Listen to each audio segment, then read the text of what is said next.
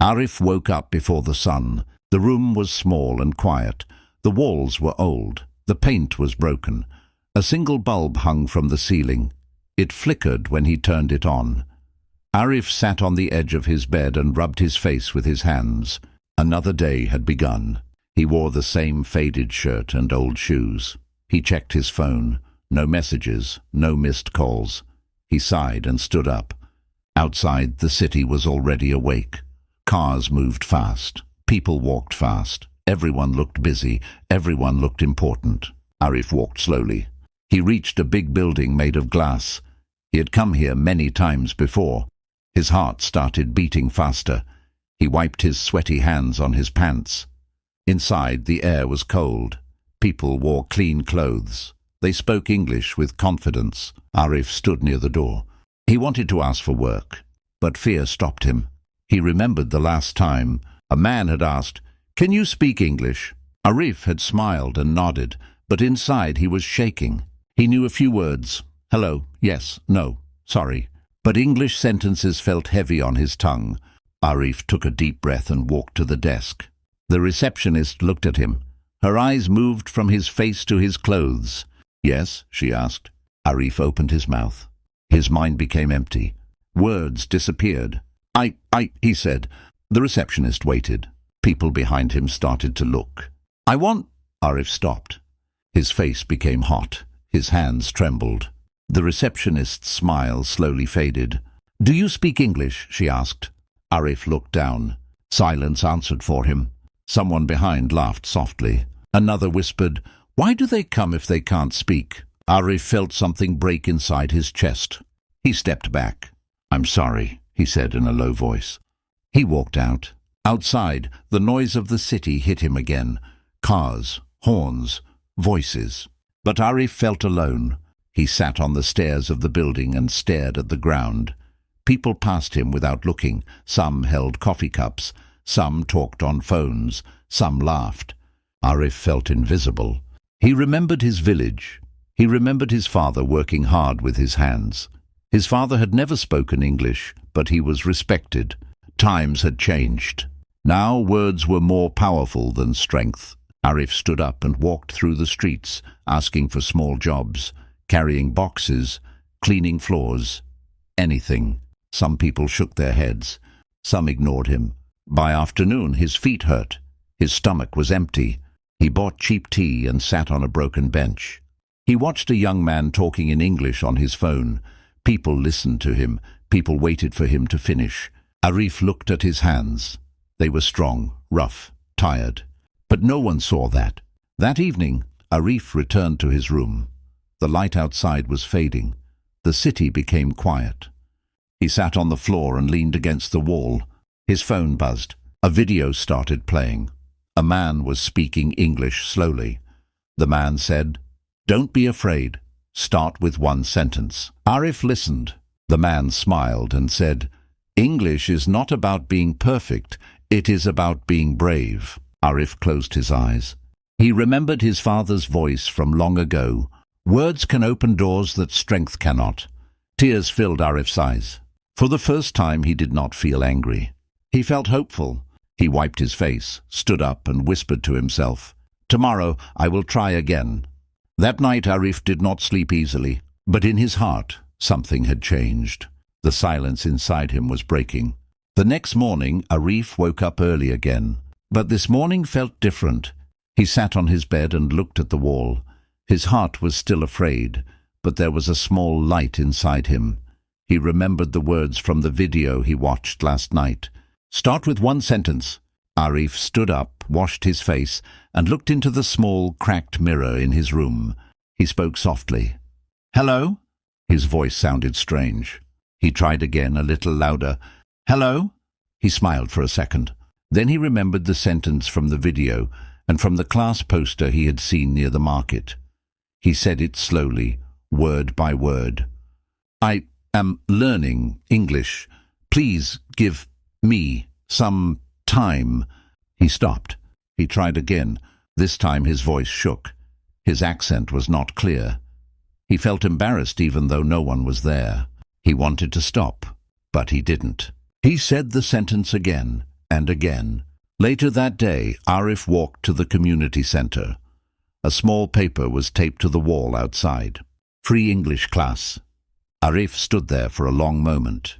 People were walking in and out. His fear returned. What if they laugh, he thought. What if I fail again? Then he remembered yesterday. He pushed the door open. Inside, the room was simple. Plastic chairs, a whiteboard. A few students sat quietly. The teacher was a kind woman. She smiled when she saw Arif. "Welcome," she said slowly. Arif nodded and sat in the back. The teacher spoke clearly and gently. She said, "English is not magic. It is practice." She asked everyone to introduce themselves. Arif's heart started beating fast again. One by one, people spoke. Some spoke well, some made mistakes. No one laughed. Finally, it was Arif's turn. He stood up. His hands trembled. He took a deep breath and said quietly, "My name is Arif." The words came out broken but real. The teacher smiled. "Very good," she said. After class, Arif stayed back. He told the teacher about his fear. He told her about the office and the laughter. The teacher listened carefully. Then she wrote one sentence on the board. "I am learning English. Please give me some time." She looked at Arif and said, "This sentence is honest. This sentence is strong." Arif nodded. That evening, Arif practiced everywhere. He practiced while walking. He practiced while waiting. He practiced in front of the mirror. The next day, he used the sentence for the first time. At a small shop, the owner asked him something in English. Arif felt the fear rise again, but he spoke. "I am learning English. Please give me some time." The shop owner looked surprised. Then he smiled and spoke slowly. Arif felt proud. Later, at a building site, a supervisor asked, "Do you understand English?" Arif's chest tightened, but he remembered the teacher's words. "I am learning English. Please give me some time." The supervisor nodded. "Okay," he said. That night, Arif sat in his room and smiled. People did not laugh. People listened. Days passed. Arif kept using the sentence. Some people ignored him. Some people laughed. But many people respected him. The sentence became his shield. The sentence became his courage. One afternoon, Arif stood again in front of a glass office building. His heart beat fast, but his back was straight. When the manager asked, "Can you speak English?" Arif looked up. He took a deep breath, and he spoke. Arif stood in front of the manager's desk. The office was quiet. The walls were white. The floor was clean. A clock ticked softly in the background. Arif could hear his own breathing. The manager looked at him and asked again, "Can you speak English?" For a second, fear returned. Arif remembered the laughter. He remembered the silence. He remembered walking away with his head down. But this time, something was different. He took a deep breath and spoke slowly, clearly and honestly. "I am learning English. Please give me some time." The words filled the room. The manager did not laugh. He leaned back in his chair and looked at Arif carefully. "That is honest," the manager said. "That is brave." Arif's eyes widened. The manager asked a few simple questions. He spoke slowly. He used easy words.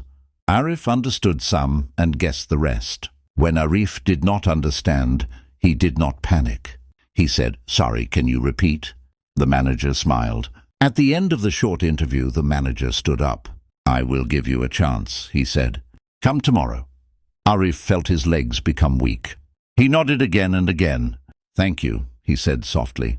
Outside the building, Arif stopped and looked up at the sky. His hands shook, but this time it was from happiness. He had not been perfect, but he had been brave. The next morning, Arif arrived early. He worked hard. He listened carefully.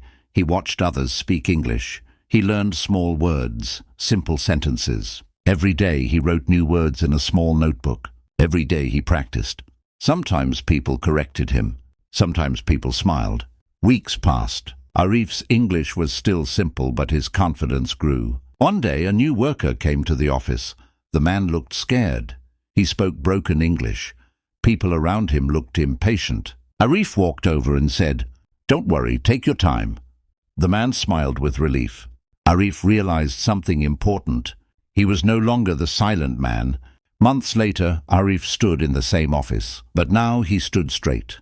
The manager asked him to speak to a client. Arif felt nervous, but he spoke slowly and clearly. "I am still learning," he said, "but I will do my best." The client listened. The client nodded. After the meeting, the manager patted Arif on the shoulder. "You have improved," he said. That night, Arif returned to his small room. The room was still small. The walls were still old, but Arif was different. He sat on his bed and looked at his phone. He opened the notebook filled with words and sentences. He smiled. He remembered the day he could not say anything. He remembered the silence. One sentence had changed everything. Not because it was perfect, but because it was honest. Arif whispered to himself, "I am learning English." And this time he believed it. You don't need perfect English. You need one sentence. You need a courage.